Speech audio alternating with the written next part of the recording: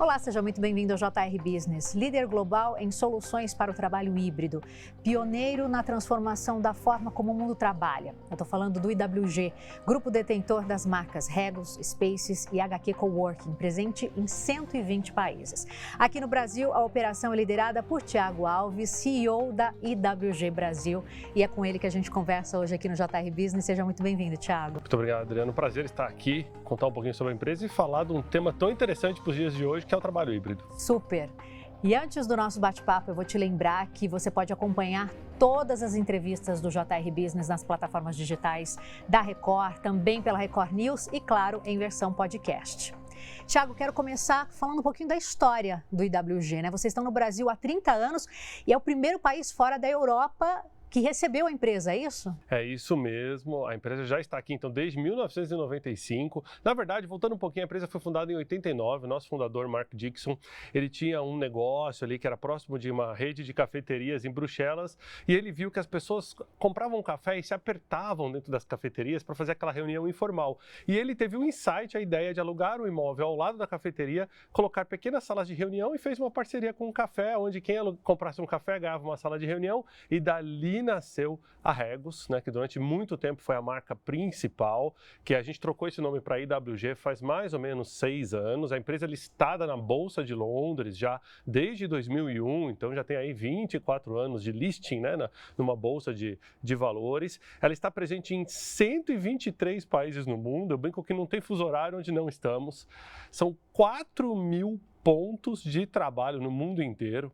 É muito interessante isso porque a Regus ajudou a globalizar o que a gente conhece hoje como escritório, trabalho. Você pensa que muitos países receberam o primeiro escritório com internet por causa de uma Regus que entrou num país em 94, em 95, 93 e o Brasil foi um deles. Então, em 1995, no WTC em São Paulo, a empresa foi inaugurada. Foi a primeira expansão fora da Europa. Olha que interessante, né? O Brasil na vanguarda desse movimento, antes mesmo de outros mercados importantes, como Estados Unidos, Canadá, Austrália, o Brasil recebeu a primeira Regus. Hoje nós já somos uma empresa de quase R$500 bilhão no Brasil, um faturamento aí na casa de 2,6 bilhões de libras no mundo. Então é uma empresa bastante sólida, bastante grande e que continua crescendo bastante. É um mercado muito interessante, Adriana. Coworking, eu acho que todo mundo conhece, né?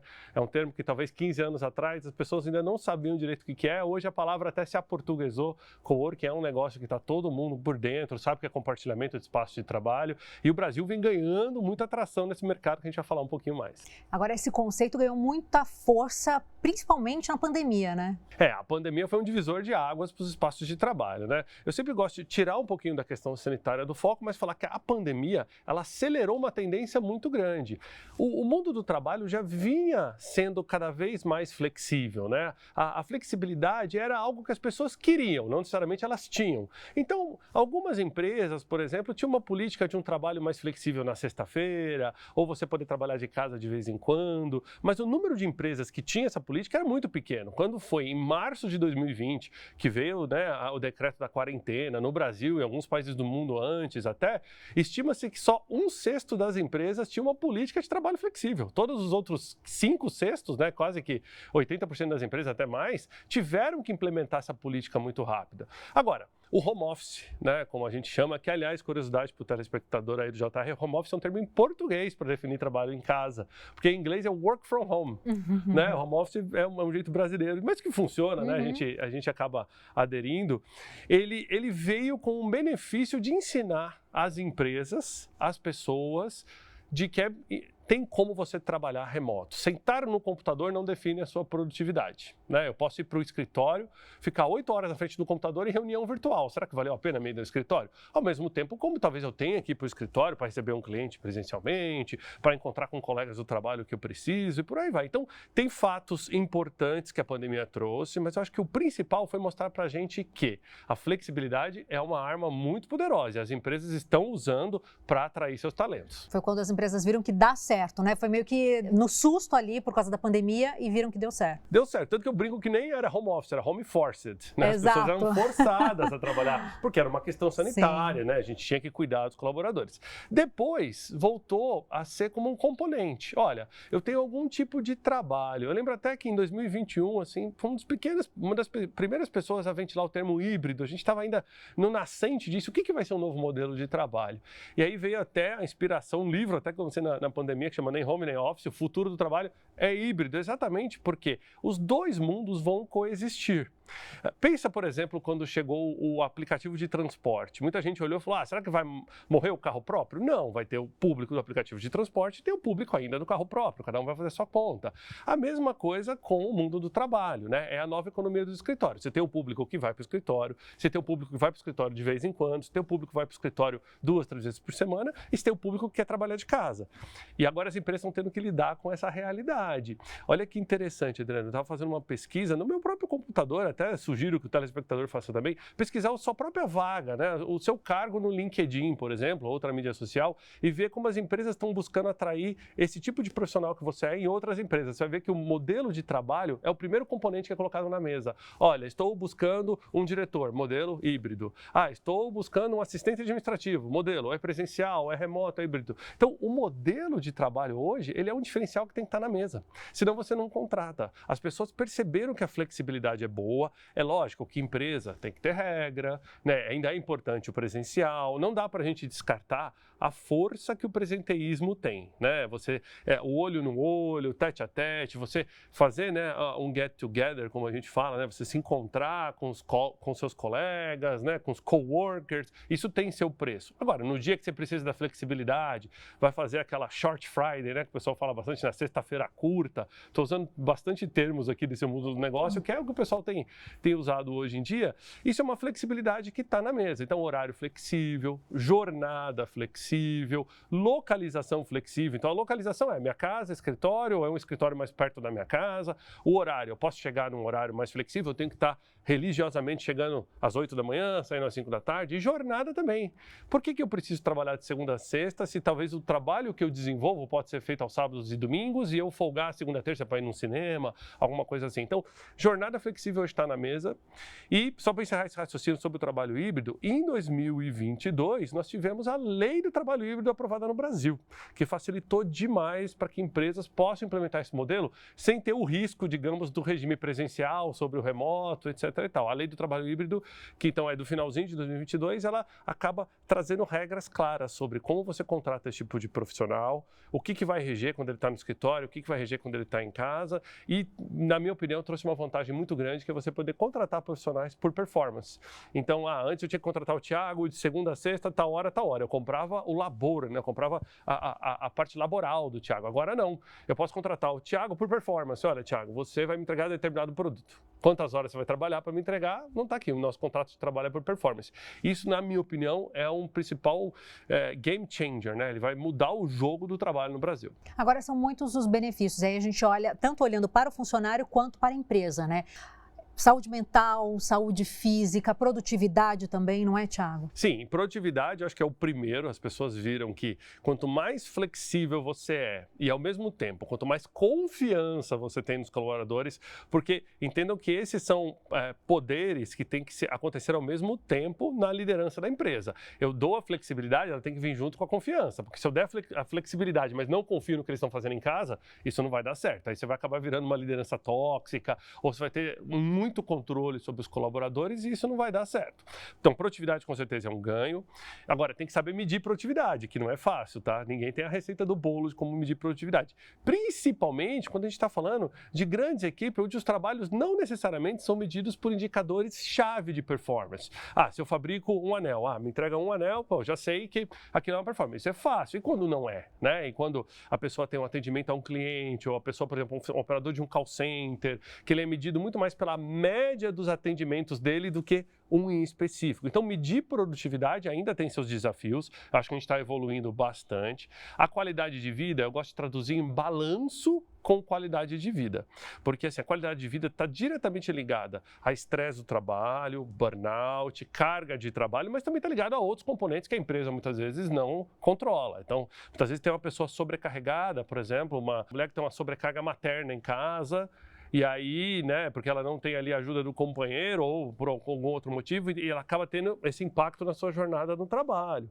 Então, tem muitas coisas que têm que ser medidas ainda quando a gente fala de saúde mental. Mas o que é legal? Esse termo não estava no vocabulário dos executivos. Eu, como CEO de empresa já há mais de 15 anos, há 10 anos na frente da Réguas, saúde mental não era pauta da nossa reunião, agora virou. Está na mesa do CEO, está na mesa do diretor de RH. As pessoas estão vendo que é importante cuidar da cabeça dos colaboradores. Trazer um dado interessante para vocês: estresse, síndrome do estresse e burnout viraram doença do trabalho, ou seja, se a pessoa se afastar por essas doenças, a empresa tem que cuidar. Então, não adianta mais você falar para o funcionário, vai lá, tira umas férias e volta depois com a cabeça limpa. Não, porque muitas vezes não é sobre isso, né? A gente confundiu durante muito tempo, e eu me incluo nessa também, porque a gente sempre achou que o estresse, o burnout era uma coisa que, vai lá, depois você resolve. E não, e aí as empresas estão tendo que olhar para isso. Ainda tem muita coisa que impacta diretamente a qualidade de vida de um colaborador. Eu gosto de citar sempre a mobilidade. Por quê? Pensa comigo, Adriano, se você levar 1 hora para o escritório de dia, 1 hora no final do dia para voltar, são 2 horas por dia. Ao longo da semana, se você deixar de ir para o escritório só 2 vezes por semana, vamos falar, segunda e a sexta, você economiza 4 horas. No mês, dependendo do mês, de 16 a 20 horas. No ano, são 240 horas. Isso equivale a 1 mês e meio de trabalho. Então, a qualidade de vida também está muito conectada com isso. Por isso que muitas empresas estão buscando também ter escritórios afastados do que a gente chama de centros comerciais, para que as pessoas possam não necessariamente trabalhar de casa, mas trabalhar perto de casa. E isso tem sido uma tendência muito grande, a gente tem visto isso. As pessoas querem morar num raio de 15 minutos de tudo aquilo que ela pode fazer: lazer, educação, alimentação e trabalho. É lógico que é um desafio para as nossas metrópoles, né? É um desafio para as regiões metropolitanas, mas a gente já começa a perceber que as coisas estão mudando, né? Quem conhecia, por exemplo, São Paulo aí dos anos 2000 e via que todo empreendimento imobiliário saía ou na Faria Lima, na Avenida Paulista, e hoje você anda pela região de Pinheiros, Butantã, Vila Leopoldina, Lapa, Santo Amaro, você vê a quantidade de prédios que estão subindo com característica comercial e corporativa nessas zonas. Ou seja, as pessoas vão ter que se deslocar menos, né? A própria Zona Leste em São Paulo, que está recebendo empreendimentos magníficos ali, e que, aliás, a gente até um spoiler, a gente vai inaugurar uma Réguas daqui a pouco lá, exatamente para pegar essa demanda do close to home. As pessoas querem trabalhar perto de casa. E olha que número maluco, Adriana, a gente, quando para pensar, por dia move-se 4 milhões de pessoas da Zona Leste de São Paulo para o centro ou para a Zona Sul para trabalhar e voltam. Então, se essas regiões começarem a prosperar mais e ter ali também centros de negócio, de lajes corporativas, com certeza a gente diminui esse fluxo, todo mundo ganha qualidade de vida para toda a cidade. E vocês chegaram a 899 unidades no mundo no ano passado, né, Thiago? Novas unidades. Novas unidades, exatamente. Isso só demonstra que é um modelo com que permanece em sucesso mesmo após alguns anos da pandemia, né? Sim, o modelo do coworking em geral, ele ganhou bastante tração. Por que o coworking tem esse crescimento todo? O mercado, e nós estamos na vanguarda desse mercado. Por quê? Hoje as pessoas querem agilidade. Eu quero mudar para um escritório que esteja pronto. Eu não vou esperar mais 4, 5 meses, 10 meses para fazer uma obra. Então, primeiro pilar aqui é agilidade. Segundo pilar, eu não quero risco. Eu quero um negócio que eu não tenha propriedade direta ou que eu não fique amarrado num contrato de longo prazo, etc. Então, você vai para um lugar com menos risco. E um terceiro pilar, que é menos custo. Ou seja, uma modalidade que tem que ser mais barata, pay-per-use. Esse é o pilar da nova economia. Serve para qualquer coisa da nova economia. Vou pegar um carro por aplicativo. Eu quero estar pronto, eu não tenho o risco do carro e a modalidade que eu pago pelo quanto ele efetivamente me levar lá. Isso serve para casa de veraneio, aplicativo, serve para tudo. E para o coworking também serve. Então, as pessoas estão olhando, e as empresas principalmente, estão olhando para o mercado de coworking e falando, olha, talvez não era a minha primeira opção antes da pandemia, mas agora, com a volta ao escritório, com o híbrido, a rotatividade de espaço, as pessoas querem trabalhar mais perto de casa, o coworking passa a ser a primeira ou a segunda opção. Exatamente por causa disso. Eu não preciso investir. Então, as empresas precisam descapitalizar, ou seja, usa o capital no seu negócio, não precisa mais assinar contrato por longos prazos, que esse é não é que é um problema, né? É uma característica do mercado convencional. Você vai alugar uma laje vazia, você vai construir, você vai gastar milhares de reais por metro quadrado, você tem que fazer um contrato de 5, 10 anos. Eu nem sei se a minha empresa vai durar 5, 10 anos, eu estou amarrado no contrato de aluguel. Então o coworking dá essa flexibilidade de você poder pegar um prazo menor, se quiser alugar por dia, você aluga por dia, por mês, e ter a vantagem de você poder crescer e diminuir conforme a sua empresa está se comportando. Hoje eu preciso de uma demanda para 20 pessoas, vou ali. Amanhã são 25, pego mais 5. Amanhã depois não são mais 25, voltou para 15, opa, diminuiu aqui. Então, essa flexibilidade o espaço tradicional não consegue entregar, porque ele é engessado e é um modelo, né? Não tem porquê. Então, o coworking vem crescendo a 2 dígitos por ano, aqui no Brasil também. Só para você ter uma ideia, Adriana, a gente abriu este ano aqui com uma meta de 50 novos contratos assinados no Brasil.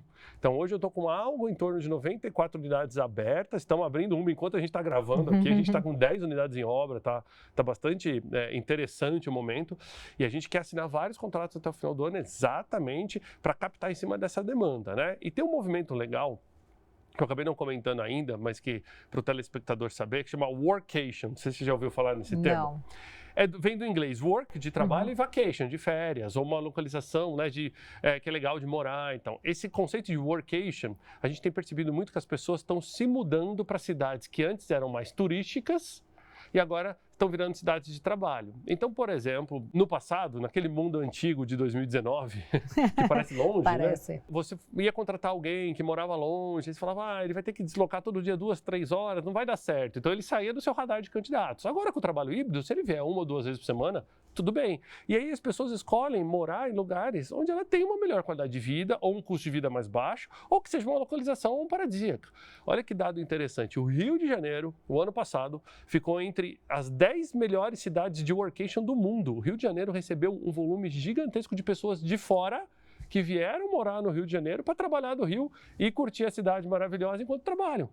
Então, esse fenômeno da workation também está trazendo demanda para cidades que antes não eram, digamos assim, as top 10 para você montar negócio. Vou dar um exemplo bem, o pessoal, um abraço para o pessoal de Florianópolis, a gente está entrando agora, em julho, lá no Shopping Florianópolis, porque a gente viu essa demanda acontecendo na cidade. Muitas empresas falando, olha, eu preciso de espaço lá. Aí você olhava e falava, cara, mas não está no ranking das 10 mais. Não, mas é lá que as pessoas estão querendo morar agora. Não que não vai ter a demanda por São Paulo, Rio de Janeiro, Brasília, todas as cidades grandes vão continuar a ter. Mas esse fenômeno do workation e de buscar uma qualidade de vida é tão forte nas empresas hoje que a demanda do mercado imobiliário mudou. E a gente vê isso quando você sai, por exemplo, no próprio Rio de Janeiro, você começa a ir para a região serrana, você começa a ver imóveis que você não via tradicionalmente, já lajes corporativas, alguma coisa que antes ninguém colocaria lá, que agora as pessoas começam a perceber essa demanda. E vocês identificam essas necessidades por meio de pesquisas? Sim, pesquisas imobiliárias.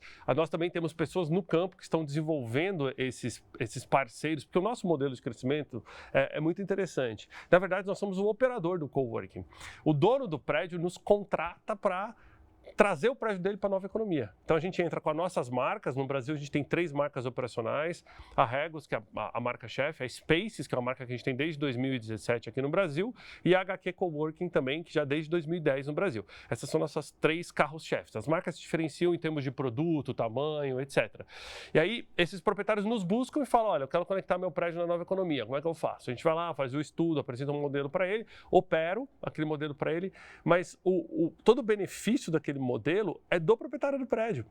E aí, por que é legal? Tiago, mas por que ele faz isso? Por que ele não tenta alugar tradicional? Primeiro que a demanda hoje de alugar tradicional, ela mudou muito com a pandemia. Ninguém mais está buscando 1.000, 2.000 metros quadrados de laje. Você conta nos dedos quem está buscando isso. As pessoas estão buscando exatamente esse portfólio mais espalhado, eles querem essa flexibilidade, esse prazo curto de contrato, não querem investir. Então, o coworking conversa com essa demanda. Então, ele sabe que se ele colocar um coworking no prédio dele, ele está agregando valor. Segundo, o coworking é embrionário. A empresa está aqui, aí ela começa a crescer. Aonde que ela está? Ela já acostumou com o endereço, com o prédio, com o estacionamento. Ela vai para um andar vazio, por exemplo, no próprio prédio. Então, hoje está sendo muito comum que novos empreendimentos já nasçam com espaço de coworking. Tem sido positivo também para o crescimento das mulheres, né? Essa possibilidade de flexibilidade no dia a dia do trabalho, né? Gostaria que você comentasse um pouquinho mais sobre isso. O que vocês percebem na IWG? Com certeza. Inclusive, até vou trazer alguns dados de uma pesquisa super recente que a gente fez em março, onde a gente trouxe que 3/4 das mulheres entrevistadas, e essa foi uma pesquisa global da EWG, disseram que o trabalho híbrido fez com que elas tivessem maior produtividade no trabalho, sem sacrificar a convivência que ela tinha com os filhos e sem ter que sacrificar as oportunidades de carreira. A gente sabe o quão difícil é a sobrecarga materna no Brasil e no mundo, a gente sabe das dificuldades, a gente sabe que a mulher tem esse olhar especial sobre as crianças, né, sobre os filhos, e que o homem demora muitas vezes para encaixar e entender a importância que ele tem ali, né? E aí nós homens temos que fazer esse trabalho melhor. Mas o trabalho híbrido ele facilita isso, né? Vou te dar um exemplo. Eu tenho 85% dos colaboradores da Regus no Brasil são mulheres, então eu vivo o protagonismo todos os dias feminino dentro da empresa. E a gente sabe da importância que é isso. Muitas vezes a mulher está numa licença maternidade e a volta dela tem que ser através do modelo híbrido, porque é muito mais difícil quando o fim é abrupto da licença maternidade, né? Então, mesmo aquelas profissionais que têm um regime de trabalho mais fixo, por exemplo, meu cargo eu sou uma segurança, eu sou uma recepcionista, alguma coisa nesse sentido, que eu tenho que voltar todo dia para o espaço de trabalho, a minha volta à licença maternidade pode ser um pouquinho mais híbrida, eu começo a entender esse modelo e essas coisas funcionam super bem. E eu acho que só vai melhorar. Tá? A tecnologia foi colocada à prova, a gente viu que funciona, a gente brinca, né, que todo mundo aprendeu a fazer videochamada, todo mundo aprendeu a usar fundo verde, todo mundo aprendeu a fazer o básico dessas reuniões online. E a gente também percebeu que cada vez mais a gente parou de pedir licença para entrar na casa das pessoas e que está tudo bem. Se a Adriana abrir a câmera dela e eu ver que ela tem 2 filhos, ver que ela tem ali um pet e tal, e que era uma coisa que até 2019 a gente tinha vergonha de fazer, né? E agora não, fez parte da jornada das empresas. Eu acho que está humanizando os ambientes de trabalho e a mulher só tem a ganhar com isso. O IWG tem um produto chamado Membership on Demand, é isso? Isso. Como funciona? Qual o perfil da empresa que mais busca esse tipo de benefício, Thiago? Pensa nesse produto como um escritório na nuvem. Você compra cadeiras na nuvem e você usa sob demanda. Onde é seu escritório? Onde a pessoa precisa trabalhar. Se hoje eu estou mais perto da Paulista, eu vou na Paulista. Se amanhã eu estou em Santa Mara, eu vou em Santa Mara. Se amanhã eu estou em Miami, eu vou trabalhar numa Regus em Miami. E é como se eu tivesse uma fatura na nuvem e as pessoas vão usando conforme a sua necessidade. E no final do mês a gente fecha a conta para a empresa. Olha, está aqui o que as pessoas usaram de escritório. Para quem que é esse produto? Geralmente, para grandes empresas que querem oferecer isso como um benefício. Então eu vou lá e falo assim, olha, Thiago, está aqui o seu vale alimentação, vale refeição, vale transporte, né? Seu vale escritório. Então você pode usar até tantas horas no escritório por mês. Mas qual escritório? Você entra no app, né? Então você entra lá no app, vê qual que é o escritório mais perto ou aquele que atende a sua necessidade. Minha necessidade hoje é fazer uma reunião com 20 pessoas. Minha necessidade hoje é trabalhar sozinho numa sala. Então você vai, de acordo com a sua necessidade, você busca o espaço ali, né? Você faz a reserva do espaço. No final do mês a gente cobra da empresa. Isso tem vendido muito bem. É lógico que já é para empresas que estão num nível de consciência sobre a demanda de espaço muito grande. É o que eu brinco com o pessoal, né? É o desapego do imobiliário, porque você tem que confiar que os colaboradores vão trabalhar de cada um daqueles espaços, que eles vão falar entre si, e a empresa não necessariamente vai fazer mais a gestão desse uso, né? E que já é uma tendência hoje, quando a gente pensa que a pandemia colocou tantas coisas à prova, né? E também colocou a necessidade de espaço. Quem foi que disse que necessariamente cada pessoa tem que ter uma mesa? Se as pessoas trabalham em horário diferente. Quem disse que eu tenho que ter a minha empresa, por exemplo, no Itaim, porque o diretor mora próximo do Itaim, então eu faço todo mundo se deslocar para vir até o Itaim? Será que não faria mais sentido espalhar isso? Então, essas perguntas estão na mesa hoje das empresas e uma forma rápida de atender isso, que eu gosto de chamar também de Anywhere Office, né? Escritório em qualquer lugar. Ou na nuvem, né? Que o pessoal entende bem. É implementando esse tipo de produto. E vocês têm parcerias com donos de imóveis, é isso, para poder estar presentes em todas as regiões? Sim. O nosso crescimento todo é através desses contratos de parceria, são contratos de gestão com donos de imóvel. Na verdade, é um contrato de aluguel, porque a lei brasileira demanda que seja um aluguel, até porque a gente subloca esse espaço para os nossos clientes, mas é um investimento feito pelo parceiro para melhorar o imóvel dele. E aí ele traz o nosso expertise, nossa marca, né, todos os nossos sistemas para dentro do imóvel dele. São contratos de 10 anos, a gente tem alguns contratos de 15, 20 anos. E é legal que isso é longo prazo, por quê? como eu te disse, como você mesmo disse no começo do programa, nós estamos há 30 anos de Brasil. Já passamos por algumas crises econômicas no Brasil, sabemos operar esse mercado, que não é fácil. O mercado imobiliário é um mercado de altos e baixos, né? E a pandemia, na verdade, a gente já vinha na baixa, a pandemia deixou mais um tempo na baixa. E é um mercado que sente muito com taxa de câmbio volátil, é um mercado que sente muito quando a Selic está muito alta, muito baixa, quando tem muita oferta no mercado, quando tem pouco. Então, o mercado imobiliário ele é tão complexo, mas ao mesmo tempo ele tem muita oportunidade. E muitas vezes o dono do imóvel, ele não quer abrir um coworking sozinho e comprar esse risco. Ele já quer comprar a máquina de vendas. E eu tenho essa máquina de vendas a nível global. Só para você ter uma ideia, passam pelos nossos espaços por dia, no mundo, 8 milhões de pessoas. No mundo. Aqui no Brasil, 40 mil pessoas por dia frequentam os nossos espaços. Eu fiz um Big Data no ano passado, onde a gente cruzou o faturamento de todos os nossos clientes no Brasil, com bases públicas de informação de faturamento. A gente chegou à conclusão que 1,65% do PIB no Brasil passa por dentro de um escritório de coworking da Regus, do Space da HQ. É muita transação, é muita coisa acontecendo. É lógico que a gente tem empresas grandes, empresas pequenas. E uma coisa que eu acho que mudou bastante, Adriana, só para trazer rapidinho esse ponto, o coworking no passado era visto como um espaço de pequena empresa, né? Se a gente pensa em 2019, o coworking é para startup, negócio mais descolado ali, mais juvenil, e não é. O coworking hoje ele é 65% dominado por grandes empresas. A grande empresa ela acordou para esse mercado. E isso acaba trazendo a média e a pequena empresa também, porque onde que esses caras querem estar? Próximo das grandes. Então hoje está muito comum onde eu tenho um espaço, por exemplo, com 2.500 metros, 5.000 metros, onde você tem 1.000 metros ocupado por uma grande empresa e o resto tudo cortado. Empresa média, pequena, grande, um empreendedor, pessoa física. Porque para o empreendedor, pessoa física, o coworking, ele é muito bom, né? Eu vou lá, eu tenho um endereço de prestígio, eu não pago necessariamente o custo daquele espaço todo, eu estou fazendo networking com várias pessoas, várias empresas, estou conhecendo gente, tenho um lugar para receber meus clientes e quando eu precisar eu também posso trabalhar de casa, que eu tenho alguém aqui para atender minhas ligações telefônicas, para receber minha correspondência.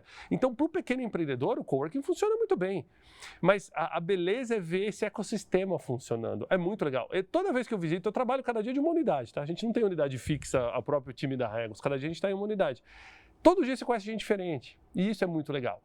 Porque te mostra o quão dinâmico é esse mercado. Muita gente me pergunta, Thiago, qual que é o seu maior público? É startup, é empresa de tecnologia? Eu falo, cara, depende. Tem prédios onde o meu maior público é a indústria do óleo e gás.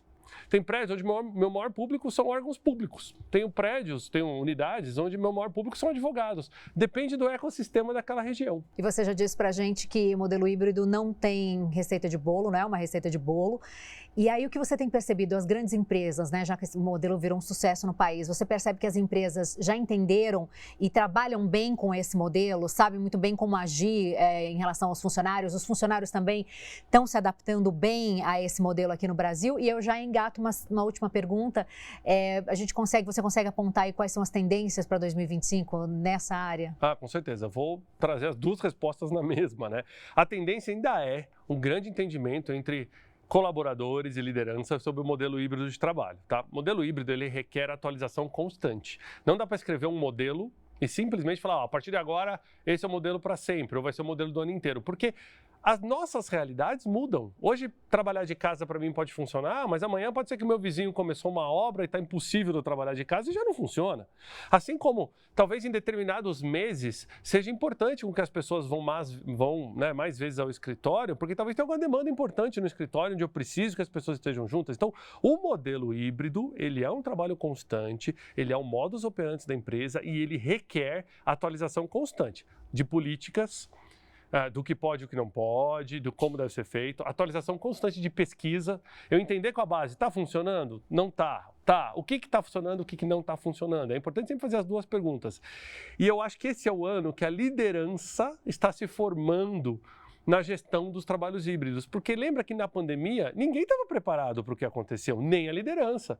E não existia curso de como eu vou fazer gestão de equipes remotas, híbridas, etc. Então não tinha. A lei do trabalho híbrido do Brasil é super recente, é final de 2022, a gente basicamente rodou 2 anos só com essa lei. Então ainda é muito, digamos assim, novo, mesmo para grandes empresas. Saúde mental ainda é um tema muito quente, é uma tendência muito forte para 2025. Agora, não tem como ignorar, né? A volta aos escritórios está muito forte. A gente tem visto cada vez mais comunicado de empresas que têm dito, olha, a gente não vai mais trabalhar só remoto, a gente precisa de um pouquinho do presencial também. Então, a nossa modalidade de presencial vai ser esta aqui. Então, é um ano de conhecimento, que as empresas têm que olhar para dentro, fazer pesquisa, conversar com a sua base, fazer alterações enquanto está voando ali o modelo, mas acreditar no modelo, né? A gente viu muita gente nos últimos anos em definir um modelo, o futuro vai ser assim, sem a gente testar. Eu acho que o trabalho híbrido hoje está sendo testado por boa parte das empresas.